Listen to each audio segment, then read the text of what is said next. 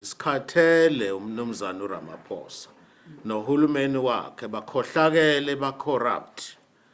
uGeneral Mkhwanazi uselikhiphile iqiniso lokuthi kukhona abantu ababulawayo kwezepolitiki, kukhona abantu abala kwipolitics, ma-politicians njengoSenzo Mchunu ongqongqoshe kwezepolitiki, bonke bakhohlakele.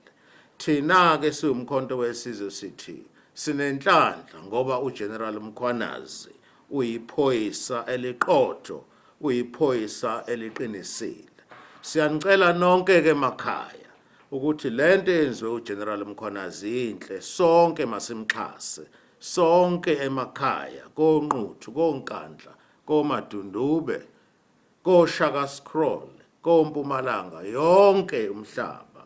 Siyanicela ukuthi phumani ngokwenu, vukani ma-Afrika, vukani kudlalwa ngathi. uRamaphosa nabelungu bakhe be-GNU badlala ngathi. Sebe-expose-ekile-ke manje izinqayizobala, sebebonakeleke manje ukuthi bangcolile, bakhohlakele. Siyanicela-ke, sifuna nje beshilo uzakwethu uCommander Wesley, sifuna ukuthi kube khona i-election, ukhetho olusha oluzoshesha.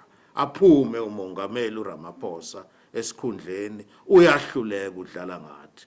Usidayisile, wadayisa umhlaba wethu, usebenza nabelungu, and kucacile ukuthi bakhohlakele. Ngiyabonga.